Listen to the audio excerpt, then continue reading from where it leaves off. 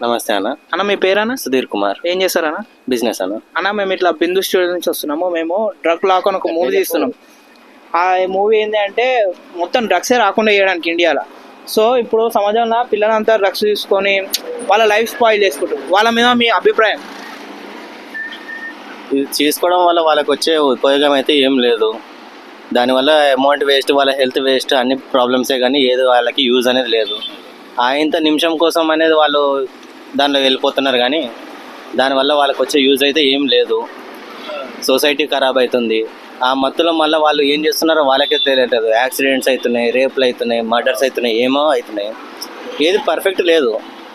కాబట్టి అట్లాంటివి ఎంకరేజ్ చేయకూడదు. వాళ్ళకి తాగే వాళ్ళ దగ్గరికి మనం వెళ్ళకపోవడం కూడా మంచిదే. అట్లాంటి సొసైటీలో వాళ్ళని ఉండనీయకుండా చేయడం కూడా మంచిది. ఇప్పుడు దోస్తాన్లతో కలిసి చాలామంది అంటారు ఫ్రెండ్స్ తోటి తిరిగి ఫ్రెండ్స్ తోటే చెడిపోతారు, ఫ్రెండ్సే చెప్తారు ఈ దోస్తాన చేసుడు కరెక్టేనా, మరి తల్లిదండ్రులు వీళ్ళు ఏం చేయాలా డ్రగ్స్ తీసుకోకుండా ఉండడానికి? అట్లాంటి ఫ్రెండ్స్ గురించి అంటే ఫస్ట్ మనం చూస్ చేసుకునే ఫ్రెండ్షిప్లో ఉంటుంది.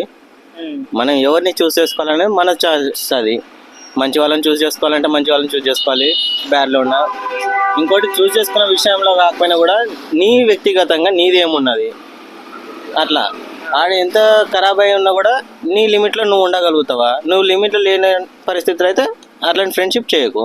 నీ లిమిట్లో ఉండగలుగుతా అంటే నువ్వు ఎవరితోటి ఉన్నా నువ్వు అది మంచిగా ఉండవు. ఇప్పుడు తల్లిదండ్రులకు ఎట్లా తెలుసా అన్న వీళ్ళు డ్రగ్స్ తీసుకుంటారు, డ్రగ్స్ తీసుకుంటలేరు, వీళ్ళు ఎట్లా తిరుగుతారు అని ఎట్లా వాళ్ళకి ఎట్లా సంలాయించాలి వాళ్ళని? డ్రగ్స్ తీసుకునే వాళ్ళని సంజాయించడానికి పేరెంట్స్లో వాళ్ళు ఇప్పుడు అట్లాంటి దాంట్లో విషయంలో అయితే మనకి ఏం చెప్పలేము. ఎవరు సైలెంట్గా వస్తున్నారు, సైలెంట్గా వెళ్తున్నారు. కాబట్టి పేరెంట్స్ కూడా ఏం తెలుస్తలేదు ఈ మధ్య. అవును, వాళ్ళు ఏం చేయాలి? పేరెంట్స్ ఏం చేయాలి? ఇప్పుడు అట్లా చేస్తారు కాబట్టి పేరెంట్స్ కంట కనిపెట్టాలా, లేకపోతే వాళ్ళని అట్లనే వదిలేయాలా? కంట అది ఎంత కనిపెట్టినా ఏం కాదు. వాళ్ళ ఫ్రెండ్స్లో ఏమున్నది అనేది తెలిస్తే మనకి అర్థమవుతుంది. ఆ ఫ్రెండ్షిప్ బట్టి మనకి పిల్లోడు ఎట్లాంటి ఎవడవుతున్నాడు, ఖరాబ్ అవుతున్నాడా, మంచిగా అవుతున్నాడా అని ఫ్రెండ్స్లో తెలుస్తుంది మనకి. ఓకే.